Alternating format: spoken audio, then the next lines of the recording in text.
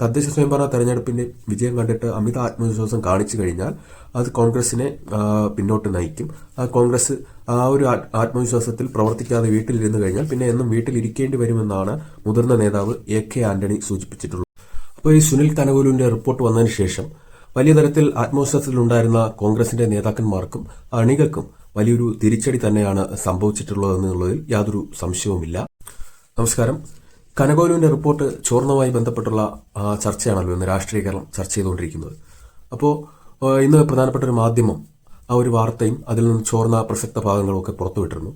അപ്പോൾ അതിൽ നിന്ന് സൂചിപ്പിക്കുന്നത് കേരളത്തിൽ ഈ വരുന്ന നിയമസഭാ തെരഞ്ഞെടുപ്പിൽ ഇരു മുന്നണികൾക്കും തുല്യമായ ഒരു സാധ്യതയാണ് നിലവിൽ ഉള്ളത് എന്നുള്ള ഒരു കാര്യമാണ് അദ്ദേഹം ആ റിപ്പോർട്ടിൽ പറയുന്നത്.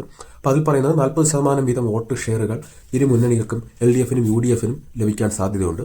അത്രയും ടൈറ്റായ ഒരു മത്സരമാണ് കേരളത്തിൽ നടക്കാൻ പോകുന്നത് എന്നുള്ള ഒരു സൂചന അദ്ദേഹം കോൺഗ്രസിന്റെ പ്രധാനപ്പെട്ട നേതാക്കന്മാരുടെ മുന്നിൽ ഈ റിപ്പോർട്ട് വെച്ചിട്ട് പറഞ്ഞിട്ടുണ്ട്.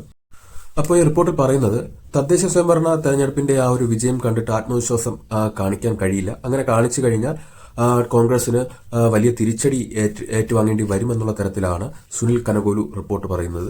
തിരുവനന്തപുരം, ആലപ്പുഴ, തൃശൂർ, പാലക്കാട് ജില്ലകൾ കോൺഗ്രസിന്റെ ഒരു സ്വാധീനം വളരെ പിന്നിലാണെന്നാണ് സുനിൽ കനകോലുവിന്റെ റിപ്പോർട്ടിൽ പറയുന്നത്. അപ്പോൾ അവിടെയെല്ലാം മുന്നോട്ട് വന്നാൽ മാത്രമേ കോൺഗ്രസ് പ്രതീക്ഷിച്ച ഒരു ഭരണമാറ്റം കേരളത്തിൽ ഉണ്ടാകാൻ സാധ്യതയുള്ളൂ എന്നാണ് സുനിൽ കനകോലുവിന്റെ റിപ്പോർട്ടിൽ പറയുന്നത്. അപ്പോൾ അതിന്റെ അടിസ്ഥാനത്തിൽ കേരളത്തിൽ ഭരണവിരുദ്ധ വികാരം ഇല്ല എന്നുള്ള ഒരു കാര്യം കൂടെ നമുക്ക് അതിൽ നിന്ന് വ്യക്തമാകുന്നു. അപ്പോൾ ആ ഭരണവിരുദ്ധ വികാരം ഉണ്ടാകണമെങ്കിൽ നേതാക്കന്മാരോട് ജില്ല തിരിച്ച് അതുപോലെ മണ്ഡലാടിസ്ഥാനത്തിൽ ജനങ്ങളെ പോയി കണ്ട് സർക്കാരിനെതിരായ പരാജയങ്ങളും അതുപോലെ തന്നെ അവർക്കെതിരെയുള്ള കാര്യങ്ങളും ജനവിരുദ്ധ വികാരമായി ആളിക്കത്തിക്കുക എന്നുള്ള ഒരു കാര്യം കൂടെ നേതാക്കന്മാർ താഴേക്കിടയിലേക്ക് പറഞ്ഞിട്ടുണ്ട്. അണികൾ അതിനുള്ള പ്രവർത്തനങ്ങളിൽ ഏർപ്പെട്ട് കഴിഞ്ഞു എന്നാണ് മനസ്സിലാക്കാൻ കഴിയുന്നത്. കൂടാതെ അദ്ദേഹം പറയുന്നത് ഈ ജനങ്ങളെ കയ്യിലെടുക്കണമെങ്കിൽ കേരളത്തിൽ ജനകീയ യാത്രകൾ പ്രധാനപ്പെട്ട നേതാക്കൾ VD സതീശൻ, പ്രതിപക്ഷ നേതാവ് VD സതീശൻ, അതുപോലെ തന്നെ കോൺഗ്രസിന്റെ സംസ്ഥാന പ്രസിഡന്റ് തുടങ്ങിയവർ നയിക്കുന്ന പ്രധാനപ്പെട്ട ജാഥകൾ കാസർഗോഡ് മുതൽ തന്നെ തിരുവനന്തപുരം വരെ നടത്തണമെന്നുള്ള ഒരു റിപ്പോർട്ട് കൂടെ നേതാക്കന്മാരുടെ മുന്നിൽ കനകോലു വെച്ചിട്ടുണ്ട്. അപ്പോൾ അതിന്റെ അടിസ്ഥാനത്തിൽ അവരുടെ മുന്നണി തീരുമാനിച്ച് പുതിയ യാത്രകൾ സംഘടിപ്പിക്കാനുള്ള ഒരുക്കത്തിലാണ് UDF ടീം എന്നുള്ളതാണ് ഇപ്പോൾ അറിയാൻ കഴിയുന്നത്.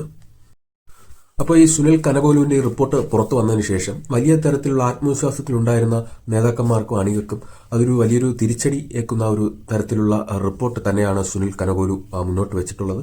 അപ്പോൾ അദ്ദേഹത്തിന്റെ ഈ റിപ്പോർട്ട് പ്രകാരം ഇവിടെ ശക്തമായൊരു പോരാട്ടം തന്നെ നിയമസഭാ തെരഞ്ഞെടുപ്പിൽ നടക്കുമെന്നുള്ളത് ഏറെക്കുറെ ഉറപ്പായിരിക്കുന്നു എന്നുള്ളതാണ്. നേതാക്കന്മാർ ഉൾപ്പെടെ ആ ഒരു ബോധ്യത്തിലേക്ക് അവർ വന്നിരിക്കുന്നു.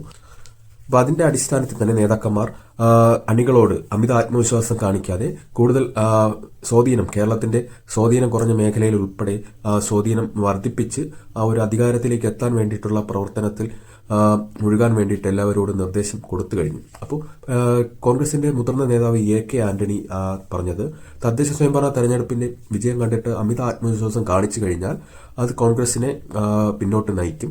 കോൺഗ്രസ് ആ ഒരു ആത്മവിശ്വാസത്തിൽ പ്രവർത്തിക്കാതെ വീട്ടിലിരുന്നു കഴിഞ്ഞാൽ പിന്നെ എന്നും വീട്ടിലിരിക്കേണ്ടി വരുമെന്നാണ് മുതിർന്ന നേതാവ് AK ആന്റണി സൂചിപ്പിച്ചിട്ടുള്ളത് എന്നുള്ളത് കോൺഗ്രസ് അത് മനസ്സിലാക്കിയിട്ട് തന്നെയാണ് അവരുടെ പ്രവർത്തനം ഏകോപിപ്പിക്കുന്നത്.